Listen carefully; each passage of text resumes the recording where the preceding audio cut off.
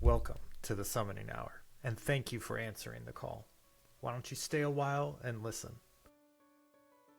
When I first started looking into Dmitry's work, I knew we were going to be fast friends. My time in level design and narrative work in games have been some of my most cherished, as world building was where I lived in books and games as a kid. We ended up talking about linguistics, anthropology, Slavic mythology, world building, and how all of those disciplines influence the way we create games and tell stories. I can't wait to hear more about Dmitry's future projects.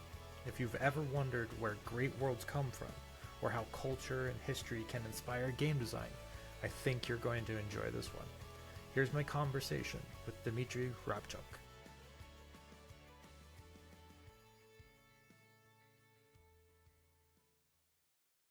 Well, I guess I also kind of should introduce myself and like, well, how did I end up in this particular thing?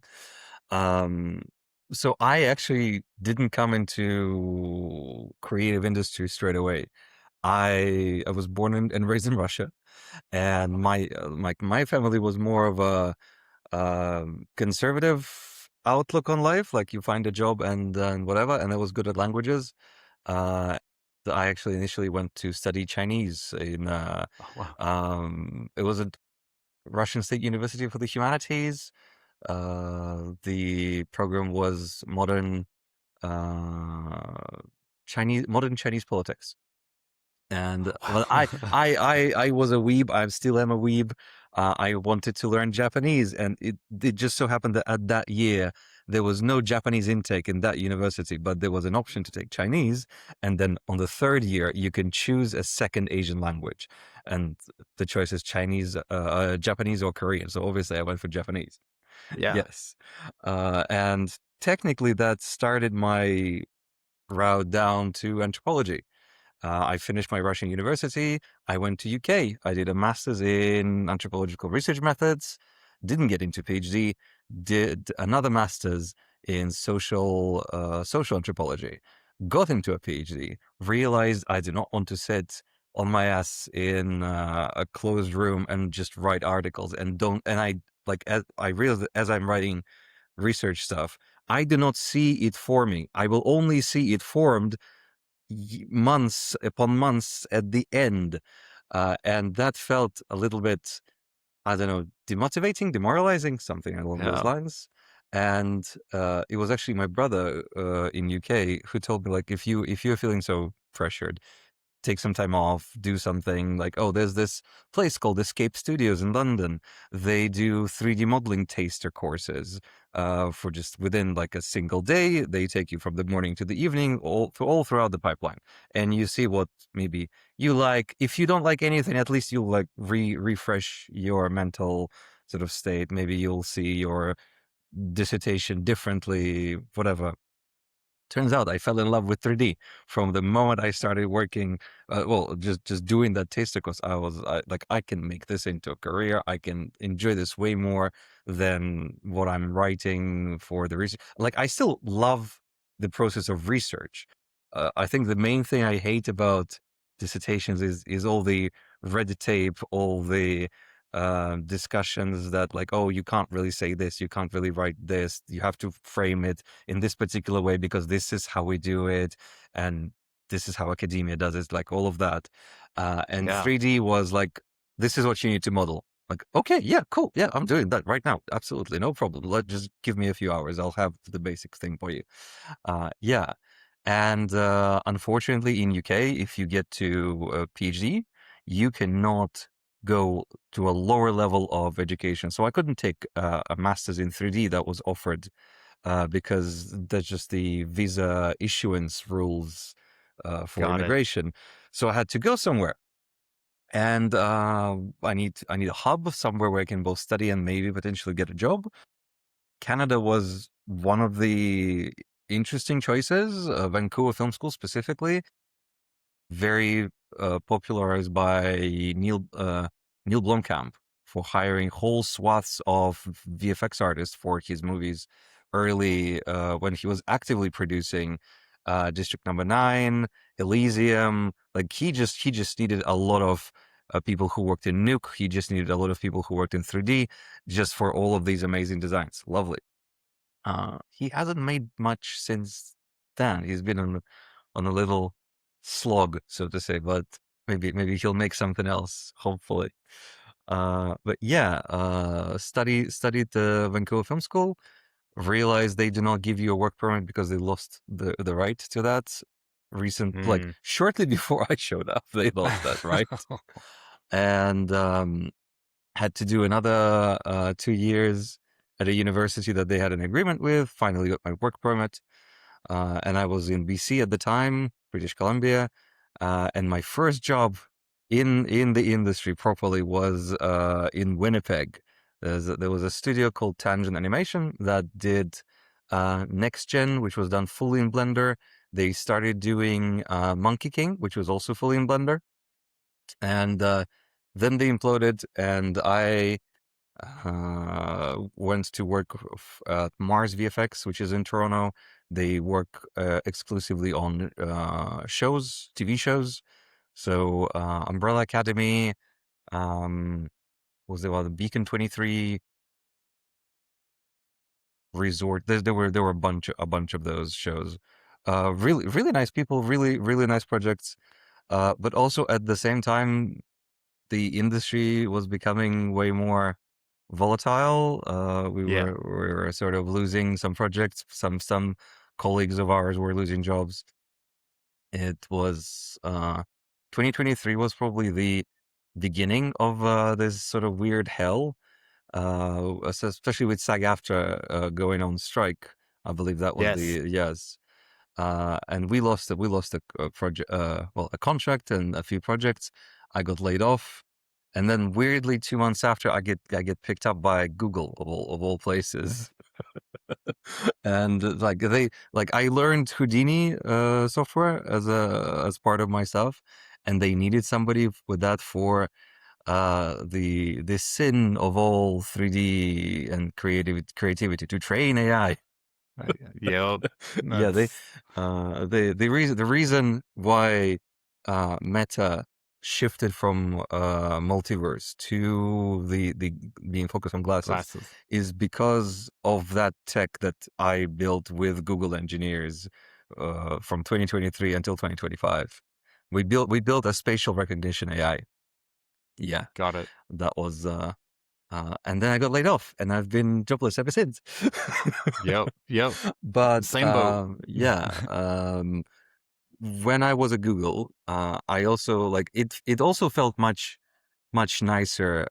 No, I'm not dunking on the VFX industry, but I understand why people, at least in early 2000s, were like vehemently inviting everybody to work in big IT companies because it was just like so nice. It was nice. I was not like pressured with deadlines like, oh, we have a new shot from our client that we forgot to tell you about, and we need to submit it by the end of Friday, and it's end of Wednesday. Like, okay, right, we will do this. Don't worry. Just, yeah, we will do this.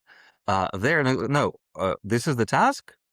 When you're done, tell us. Like, oh, okay, lovely. I probably would use the same amount of time or maybe slightly longer, but I wouldn't feel pressure. Those 2 years at Google felt really nice.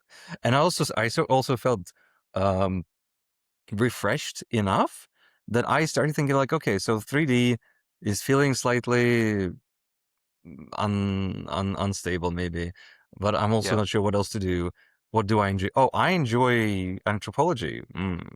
Maybe I also enjoy D&D. I also enjoy just games in general. So maybe I should start either writing or like thinking of D&D adventures that I could like combine with my anthropological ideas.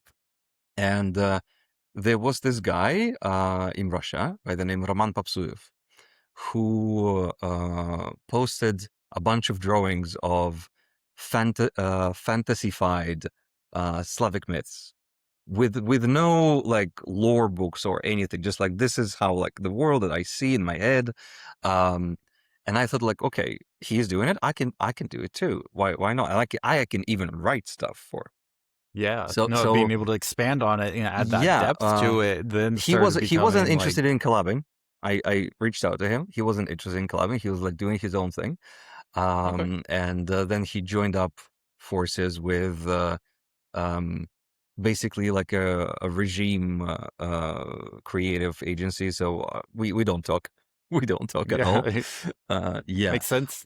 but I just kept going. I just started writing like, oh, this is this myth about we have this southeastern area called the Urals, which is famous for all sorts of well, it's a mining area, but also there's myths connected to different minerals, to different spirits that live within the stones, specifically to those particular people. And one of the myths is called the Lady of the Copper Vein, who is this jealous spirit that owns minerals and gemstones. And whenever she sees talented young people, not men or women, just everybody, she whisks them away to her like underground jade palace, and they continue crafting for her. So I turned that into sort of these Slavic dwarfs. They serve this particular lady. Yes. That's cool. That's So it's like, cool. yeah, and I was like, okay, well, I need to start drawing. And this thing took 3 years to be manifested, you could say, into a thing. And I was very happy. And I need to find the image of the lady. Come on, I have it. I definitely have it somewhere here. I mean, I saw Uh, the size of that book before we started, it's like and that 500 was, pages. Yes. yeah. Yeah. This is this lovely lady. She has like little lizards that are also part of they're like jade lizards. They travel around the mining tunnels, scouting for her, searching for her. Yeah. So this slowly turned into an entire book of re-fantasized Slavic myths.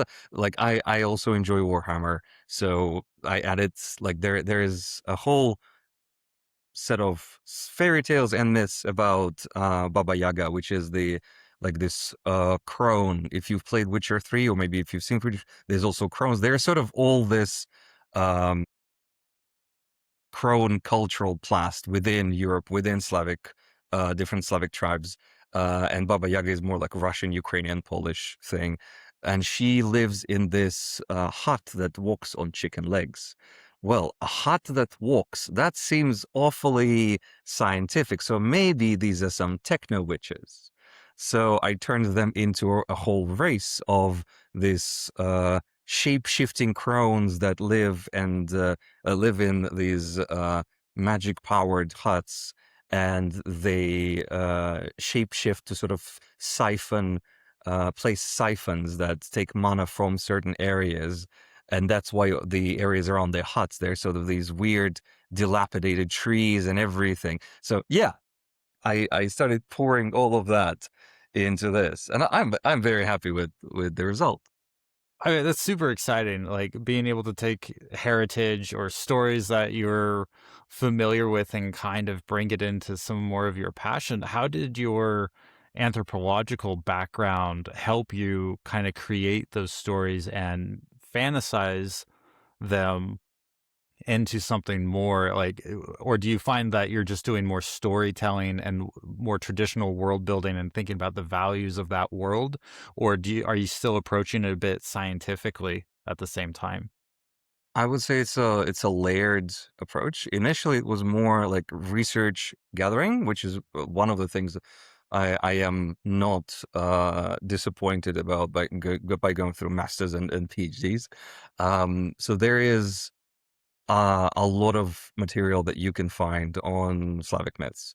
The issue being there is different historical and ideological layers that you go through. So the very first, let's say, is like the modern Slavic scholars in Russia, in Ukraine, maybe whatever, that write about Slavic myths. But then below that, there is the communist layer when they tried to reinvent and repurpose certain myths to be more simple, common people friendly. Like we do not like nobles, we do not like imperial past, even though communism was incredibly imperialistic, but whatever. So it's like we rewrote some myths to fit our ideology. Okay, cool. Can I please go lower? Then there is the Imperial Russia. And the Imperial Russia had the tendency to rewrite certain myths for like the Russian majority rather than like, oh, these are these tribes, these tribes, these tribes. And then finally you get to the sort of the, as much as you can, original myths, original text of those myths. And from then on, you switch from this anthropological researcher who has been collecting all this data to nerd Dmitry, who is looking for like, okay, so I have all of this.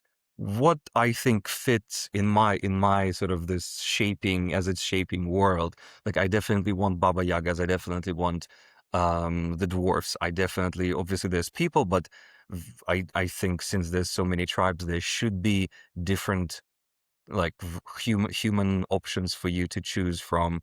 There should be there is another part of like the entire Slavic mythology is like these shapeshifters that would shift either from from animal versions into humanized version or like humanoid versions. The one of the most famous tales is Princess Frog, which we have in West as like the enchanted prince who is a frog, but in the like Slavic versions there's three. The Tsar has three princes. Each of them walks out into the courtyard and shoots an arrow in one of the different directions. And whatever the arrow lands on, that's sort of what's their uh, either treasure or future, what's holds for them. So one of them shoots, and the arrow flies so far that he travels for several days. He ends up in a swamp, and a frog is holding the arrow in her mouth. And he brings like, okay, well, no, there's nothing else to do. I'll bring the frog to my father's castle. Everybody laughs at him. When it is time to actually get married, and the other brothers also found wives through the arrows, but they are human wives and like whatever, lovely, beautiful. And this guy is with a frog. And when it's the marriage day, suddenly she transforms into this statuesque, royal-esque lady, and turns out that she's actually a daughter of a spirit who is also, not only is he wealthy, but he's influential. So this guy suddenly is like above his siblings in the status and whatever. But the fact that there is so much transforming, there is a whole separate shape-shifting race that people can choose to, like, whether they want to be, and also this sort of, I guess, plays into the furry community if they want to partake and enjoy this. Yes, you can be a dog, you can be a deer, a boar, a raccoon, whatever. Yes, even though technically raccoons are not native at all to Russia. So this is another layer of me adding, like, I know people would enjoy this, so like I need to make it work within this like already additional structure that I'm building on top of the world. So yeah, it's all of me, whether it's training, education, my enjoyment, and like what I want to put out of the world, all combined together. Yeah, I mean, I think the an inclusion of things like raccoons help it feel maybe a little more accessible, a little more inclusive, and just like a little fun and whimsy to it, even though it's not quite realistic or like fully based off of like the lore that you're basing the legends and myths off of. Uh, with that in mind, where does fun kind of come into your mythology that you're creating? How much do you prioritize that versus starting with that foundation and staying true to it as much as you can, or like changing the Baba Yagas to mythical, mechanical, like Techno witches, technomancers? yeah. Yeah, techno witches. Like that's a cool twist on it, and it's not something that you would normally think about, or at least I wouldn't think about, at least.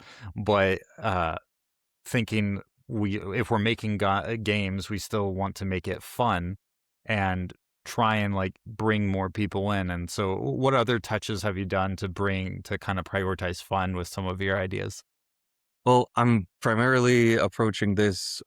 Also, I'm a single person, so I can only do so much. But I'm approaching this as a D&D setting. So I played some of the adventures that are in the game with my friends. So we would also try to balance out, because I've made some of the classes inspired by the myth. There's like a Bogatyr class, which is the Slavic mythic warrior that you get to see, and the just the player enjoyment is the primary thing.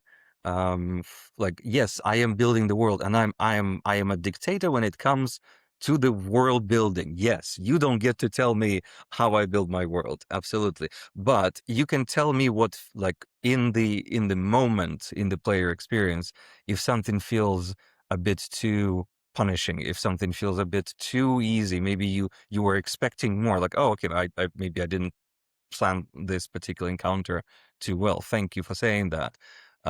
So fun is fun is the second thing I think about. The first thing I think about is the world. Fun is the second thing.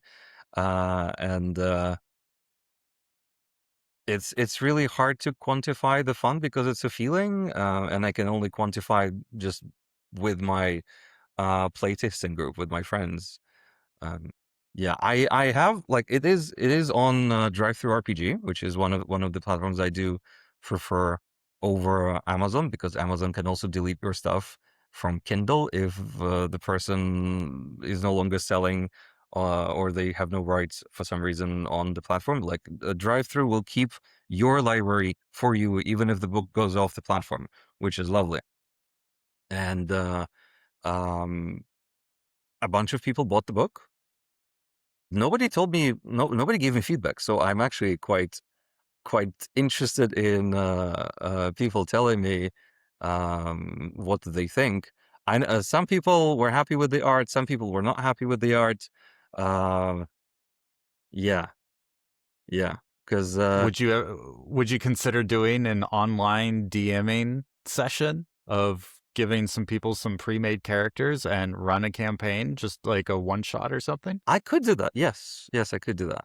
Yeah, I mean, 'cause, the all those Discord servers of all the games industry people, I bet a lot of them play D&D too. So maybe you start running some campaigns for people and give them I something to imagine. do. Yeah, I also, like, I have, like, because uh jobless is a weird situation to be in, It but is, also it's a lot of free time that you usually don't get to have. yeah. Other ideas start popping into my head, and I'm like, well, I could also dedicate time to make this, and then this also sounds like an interesting idea.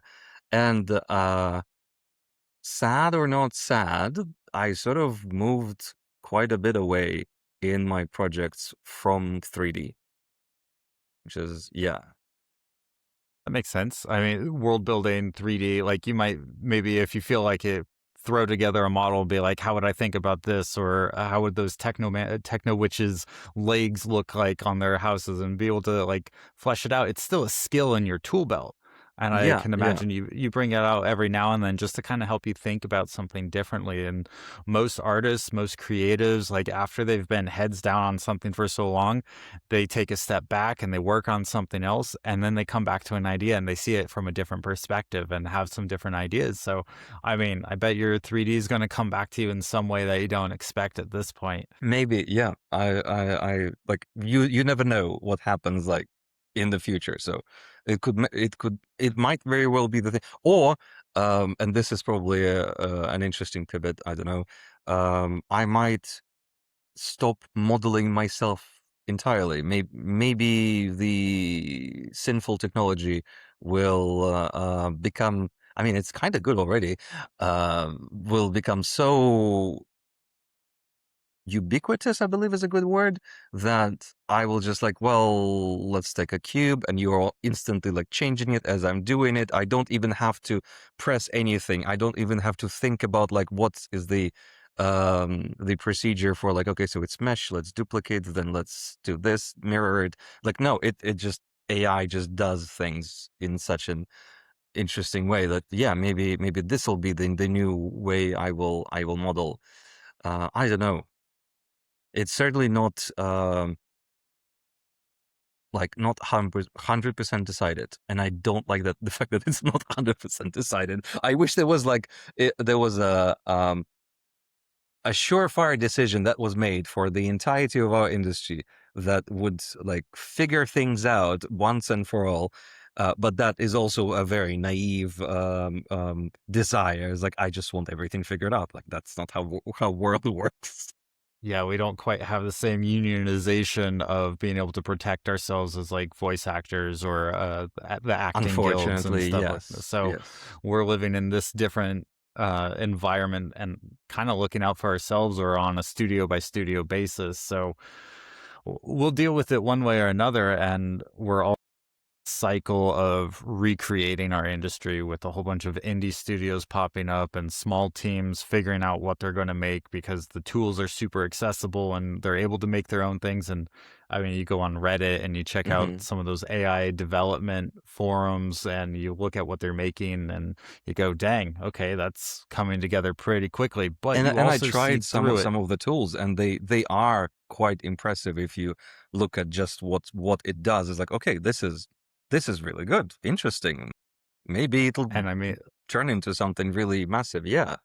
yeah, and you look back 2 years ago when all of the hands had 6 fingers and there were so many hallucinations and Yeah, yeah, everything, yeah. and we're already so far beyond that it's here, it's in all these studios, and everyone's having to choose their own path with it. And so Yeah, yeah. with my own solo development, like I'm thinking it is an extension of me. So none of what it does can make the final product in my mind. It can help me Well, get there. only you can make the final product, because Exactly. it's the same as with the D&D thing. Like, all of this information for the myth, it was already there.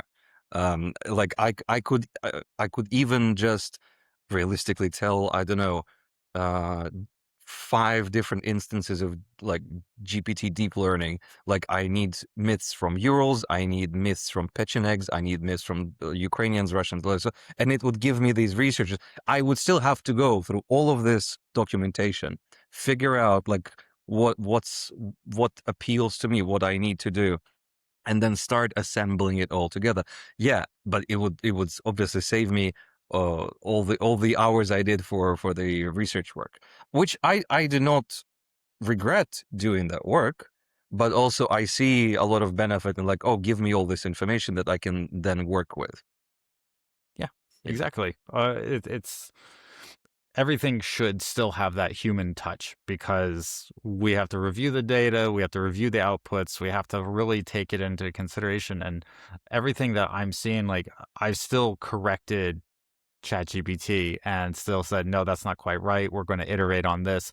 And it's through that iteration that I never got the opportunity to iterate on most content when I was working, whether it was a cosmetic skin or a piece of content or a competitive map or balancing Mhm. patches or whatever. It's like most of that iteration just came from 5-minute playtest, 30-minute playtest. And it's like, okay, throw something together. And if the game was live, it was gone in like 2 weeks. And it was a lot of that pressure that you weren't feeling when you were at Google is Mm. like deliver, not when it's ready, when it's done. And now as I'm spending time, like just going cycle after cycle, really getting to the point that I want for that world, that game design, that art direction in my head, like I'm like, okay, this is how I want to make games. So I can see that you're making products across the Drive-Through RPG and even your Patreon account, or was it Patreon? I think it was Patreon. I did start a Patreon. Yes, yeah. So like being There's a able to see YouTube that. channel. Yeah, there's a Substack. Yeah, the Substack grew actually from the research that I did Nice. for the Slavic stuff. I was like, okay, so if I thought out these different societies, what would their approach to arts, norms, funerals, so on and so forth be? And then, like, oh, I can probably expand a little bit on this, and then um make these articles that I just post on Substack for people to just, if you are curious about world building, I do not state that I am the final instance of truth or whatever, but this might give you some ideas whether you're just writing a novel or maybe, yes, you're making your own D&D stuff. Yeah, sure, absolutely, go for it, take it. I think that part of why I was really attracted to your world building is like on your YouTube. I saw a short talking about how to make food more important to your campaign. Yes. Okay. Yeah. Yeah. And I'm Absolutely. like, food, everyone loves food. Everyone needs it. Everyone enjoys it. And for Slavic representation to be coming in, that's something that's really new to me. And it's being able to tell that different kind of perspective and those different kind of stories and even myths and lore and legend and stories that come from a culture that it's not having like a Korean pop culture wave coming through the West or anything like that. Yeah, So there's so much K-pop. it's No shade to Korea, but so no, much not at K-pop. all. It's having a moment, but like when would like a Slavic story really have its wave? Who knows when it could, but like this is a cool introduction to it. Even if it's a little bit of your own retelling to it, it's still a sense of representation that I hadn't seen. So it's a really cool take on it. And I thought when I was looking over your videos that there was so much to it, like values and legends and looking at more of the culture and how to set that setting for players to really be embedded in. Like even your warrior class has a different name than just generic warrior. I think that even the language itself has a play in how we become kind of toy makers and entertainers in ourselves. How much do you consider the language when you're building out things and representing a bit more of that Slavic basis, like It Slavic is foundation? absolutely just like spread all over. Like the obviously you don't have the book, but the first thing you get, apart from obviously me getting the proper legal stuff so that D&D does not sue me and Wizards do not sue me, but the first thing you get is a glossary. So that, hold on, I will get to this. Yes, there is an actual, like, this is only the first page, but there's a bunch of different pronunciations so that you can actually properly pronounce Awesome. the classes, the places, the people, the different things that you come across, just so that you are more embedded into the world, so it's more believable, because if it was purely, as you said, warrior, rogue, wizard, it wouldn't. It would feel like a generic European uh, campaign that, I don't know. No shade to Gary Gygax, he introduced the whole thing, yes, but that would be just a Gary Gygax spin-off. I don't want a Gary Yeah. Gygax spin-off. I want a Dmitry Ryabchuk thing, which is, yeah, and the creatures, like, when you start naming mythical creatures, um, like some of the magic is lost because there is no direct translation, maybe, for the creatures that you come across. So, like, everybody knows a crone, but everybody instantly knows that that particular being is from Russia or Ukraine because it's called Baba Yaga. Everybody's like, well, at least people know it's not just, I don't know, from the forest of Germany, because forests of Germany have a different thing. So yeah, this the language is absolutely essential in this thing, and translating this into Russian would be so much work, but ideally at some point I would love to translate this into Russian as well, because a lot of people, because I posted a video on TikTok, because I've tried to promote it in a bunch of places, and quite a few people commented like, is this coming to Russia, is this coming to Poland, is this coming to Mexico? So people wanted this to be translated into their languages because this looked interesting enough that, like, oh yeah, I would love to get to know all this. Nice. How long until you translate it to Chinese and Japanese? Oh, that's ways off. It's, oh Yeah. man, because as much as I do want to spend more time maybe spreading the increasing the accessibility of the products, I also have this probably problem of all artists. I want to start new projects because I feel like I'm running out of potential time. If I am working on this, I am not working on another project that I could be working on. Like Yes, I yes. like I have an idea for um a cyberpunk-esque space opera setting. I have an idea for are you familiar with the SCP universe? No. It began as a bunch of creepypasta on the internet, and it evolved into this copyright-free universe of this government secret agency. I believe it's Secure, Contain, Protect, where they have these anomalies, SCPs, that can do all sorts of most creepy and horrible things that like eat away your memories, or it's just an undying ceramic doll that as long as you're looking at the doll, it is not moving. But if you move away and nobody else is looking at you, it will move to you. And ideally, it will snap your neck. There's so many weird things. There's like hundreds of these SCPs. And my idea was that, oh, wait, that's cool, but that's basically modern magic. What if there was like an anomalous arcane entity, and the setting is like a magic medieval high fantasy setting, and wizards have to deal with these arcane entities. Oh, So it's I like, like it. yeah, it's like, again, I need time, and if I'm working on this, I am Right. not working on the anomalous arcane entities. So Yeah. yeah, I it mean, is. like, so I mean, with that in mind, like, how obviously as a creative, you're going to have to choose to jump from one project to another. What do you have left in your Gardar realm area that you want to prioritize? That, like, this seems like the most fleshed out that you have, and I can imagine it being a little bit of a blueprint for those other projects. Yes. So I've finished actually an expansion for it, and I posted the expansion, which has a separate campaign, which has more in-depth food, which has more perks for the characters if they want to develop more, or like make their own unique spins.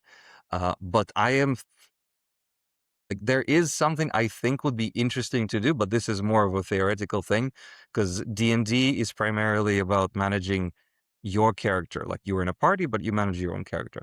But it would be interesting if you had to manage a war band. And since this is a Yes. medieval fantasy setting, war bands, or like in Russia they're called druzhiny, is an integral part of like how the economy functions. Like sometimes you don't want to send your like standing army because it would be problematic. It would also cost logistics.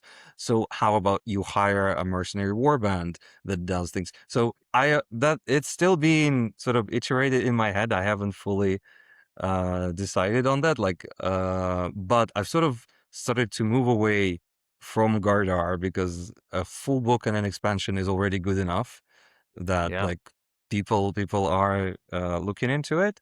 And the next one is probably going to be the cyberpunkish space opera.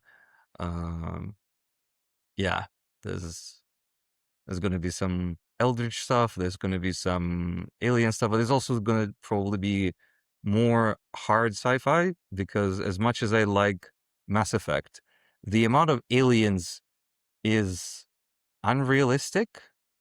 Like there's a whole community in space already. They already have their citadel. They already have their like conferences and everything.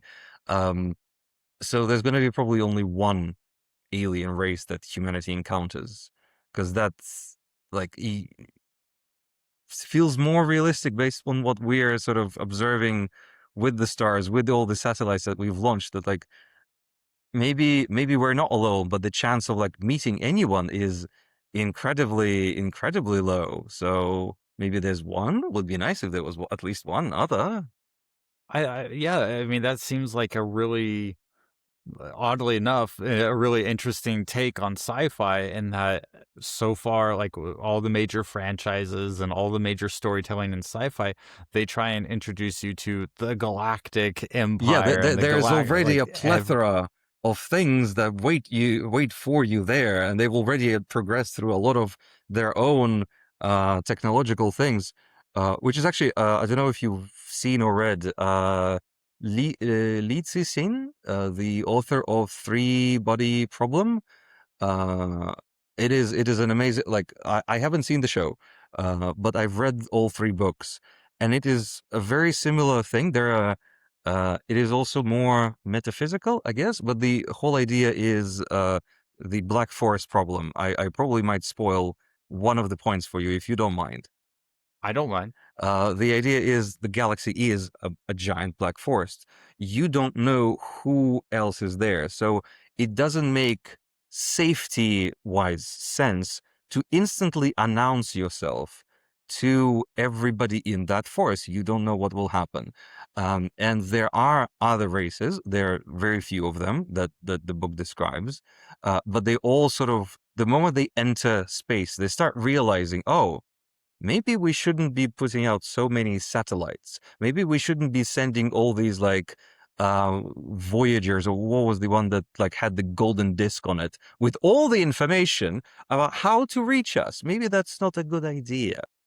So yeah. I mean, that sounds like a great roguelike experience, being yes, like, that's okay, also, yeah. develop a civilization, get to space and start sending stuff out, and then you get obliterated because you found the wrong one. Oops. Maybe. Well, Yeah, try that's another restart another civilization, get to that point, try again, see what your approach is, see what your options are. It kind of gets to that 4x grand scale kind of thing, or yeah, even kind of Civilization kind of, plus Stellaris, if you've played Stellaris. Yes, yeah. and it's almost like your setting of going from just managing a player to managing a warband. You're going from Like the managing a single individual to like character a whole to, civilization, basically. Yes, yeah. So, so there's yeah, a lot of opportunity there. and there's just a ton of ideas. So I have to be, again, dictatorial in terms of like, okay, so this is done, this is the next thing, nothing else. Like I can Sometimes obviously I feel like a bad producer. I'm just like, here, have this idea, have this idea. You could no. do Well, this. You could. the I'm thing like, is, I jot them down. Like I keep a list of like, oh, I could do this, I could do this. I'm like, oh, maybe, and then obviously we are not machines. Our brains process so many things, even when we are not, like when we go to sleep, they still process stuff. And then if I wake up, no, when I wake up, when I wake up, and I might have an idea for this side thing that I've thought about, and like I will just write it down. Like, okay, I'm also sort of building the other thing. It just takes probably 1% of my actual analytical creative capacity for that thing. The rest of my capacity goes to this main project. And eventually, once I get to the other one, 10% of the work has kind of been done pretty good. I can keep going from there. Yeah. yeah, you have that 80-20 principle working for Basically, you. yes. Now, I'm curious, when you have all these tools, and it sounds like you take copious amounts of notes. You have tools, techniques, you have your anthropological background. Is there a particular tool or technique that surrounded by notes. Is there a particular tool or technique that you find particularly effective for you, or something that you think others might try that not everyone does? I probably am very unorganized. So as you see, I'm surrounded by notes, but also I do have the general outline for like what I want to do on Notion. I use Notion as a good, like a tracker platform. And then Notion is really bad for really long text. So if I was to put just the full text format of this, Notion would struggle really badly. So instead, I use Google Docs, like just the standard word processing there. Yeah, this is sort of my approach to organizing it. I'm pretty sure a lot of people have probably better tools. I've seen people promote, I think it's called Obsidian, which is Yes. also like an information management platform that you fill out with your stuff. Is just the first thing that you sort of build for yourself, the first pipeline that you build for your head, it sort of becomes entrenched, I guess, and you're too lazy to switch from that platform to something else, which is what I'm experiencing. Like, this works for me, and I kind of don't want to try other things because in this particular case, this is all I need. Yeah. Yeah, Yeah, absolutely. I mean, you're writing stories, you're converting lore, things that are already written, so you're focused in that kind of yeah. area and that level of management. That makes a lot Like, of if sense. somebody uses, I don't know, Claude to build their own like organizing tracking text software, absolutely. If not, none of the stuff that is offered feels like it's appealing to you, or maybe you're ADHD, I do not know. Maybe you have a particular perception and like you need to build a new thing for yourself. Go for it, because this was built by somebody else who wanted to think for themselves, not for you, realistically. So Yeah. It actually reminds me of an artist I know, Josh Foreman. He does a lot of sculpting, and it was through doing sculpting that he started writing and creating his own storytelling universe and started doing all of that.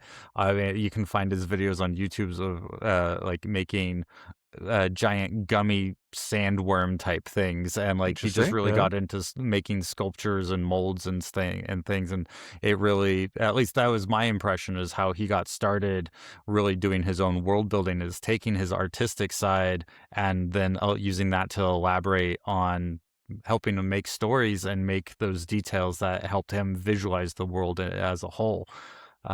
So whatever tool or approach that you take, use your skills, use what works for you. Absolutely. That makes a lot of sense.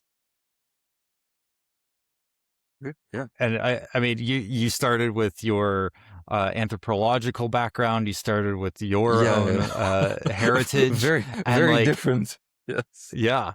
And it's just like you started with what you had, and now you're making games and things for people to really embed themselves into worlds and entertain themselves, when we could all use maybe a lot more levity these days. So I think it was a cool approach for you. And even though your journey wasn't the normal one, and you found your way to the world building, what is something that you think you want to hope for, maybe leaving uh world building or like D&D a little bit better from your contributions?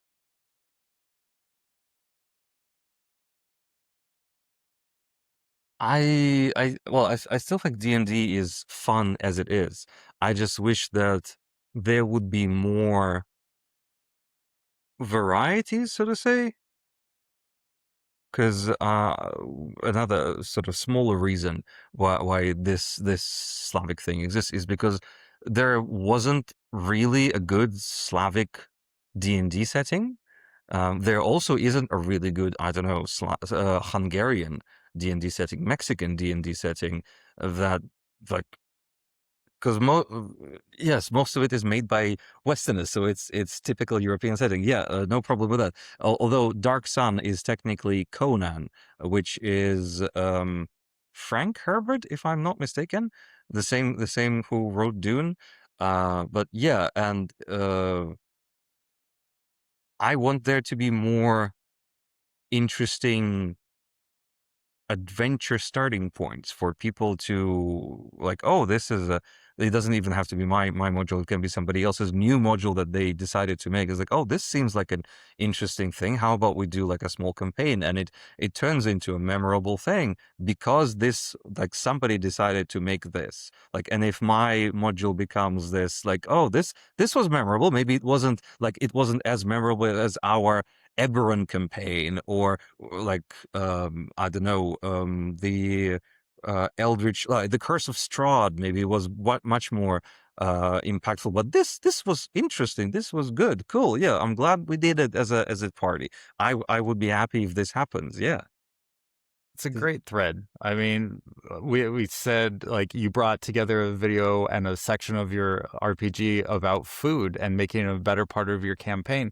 Well, that could be a really interesting introduction to Slavic food, but everyone loves food. So, hey, if there's a Mexican D&D campaign that introduces me to some more traditional recipes that aren't just your basic run of the mill or what you would expect, like Hmm. that would be cool. That representation in a tabletop RPG setting really matters because, as you're saying, it's otherwise just a bunch of Westerners kind of telling the same Gary Gygax spin-off, or like you get your Forgotten Realms versus Dragonlance versus Yeah, other which wizards. were and still are good places to go to if you want to. Absolutely. Like, yeah, no, but nobody's telling you no. It's just Yep. there could And be there's just, more. yeah, there could be more. And I think I like that point. There could be more, and a better invitation for people to join in than just the standard, the basics, the standby. Yeah, yeah. There can always be that entry level, but I think that representation could be a cool way to add to that. And I love myths, and like growing up, it was always Greek and Roman mythology as any Maybe sort a of like sprinkle of story. Scandinavian myths. Yeah, exactly. And like, I mean, we see how much Marvel takes from that, and like all these other popular IPs, they take from those things, but they don't always lead you back to the foundation, lead you back to the beginning of it, or where their inspiration came from, unless you go digging into it. And then finding that interest, that's maybe a little bit harder. But if we could start with that interest, start with that international storytelling, and sprinkle some of that fantasy onto it, maybe makes it a little more approachable even that way. I think I like that Yeah, idea. yeah, that's good. For those who can't travel, here's your D&D companion. I mean, yeah, it's like the beauty, I guess, of capitalism is that you can produce and buy technically anything that is available for purchase. So yeah, this is available for purchase. Something else will be available for purchase, and you don't have to go travel too much just to your post office if that's where you're picking your things up. But yeah, That's absolutely. amazing. Oh, it was great talking with you, Dmitry. We're kind of coming up on time. So Fair is there enough. Yeah. any last shout outs or tips, tricks, advice, anything you want to throw out to the listeners? I would definitely suggest that if anybody has an idea, that absolutely pursue it, try to develop it. It doesn't have to be uh, a grand production like this. Took me several years to make, so take your time. Hopefully, you have time to somewhat dedicate it. Hopefully, you're not as unemployed as I am. So yes. Um, but yeah, I do have a Substack. It's called World Building Corner. I'm also on ArtStation, which is just Dmitry Ryabchuk on ArtStation. And Garda Realm is the Slavic setting that I have developed for use in D&D. It is on DriveThru RPG. If you like it, look at it. I would be very happy if you did. Other than that, I do hope this is somewhat inspirational to whoever gets to watch this, listen to this. Yeah, Awesome. Well, thanks again for sharing your world and sharing your experiences about how you got to where you are. I really appreciate it. It's really nice to meet you. same. And Yeah, I hope maybe we can collaborate a little in the future and absolutely. share it. I would love to share any of your future developments. And so if whatever you got going on in the future, feel free to reach out, and I'll happily give you an amplified stage to stand on. Awesome. Thank you so much. Thank you so much, All Dimitri. right, great. Take care then. All right. Bye. Thanks for spending part of your day with my guest and I. If you enjoyed the conversation, I'd love to have you stick around. You can find all of my links, from the podcast and Discord to all of my social channels, over at the link tree. It'll be on the screen and linked in the description. The conversation continues after every episode in Discord. I'll see you there.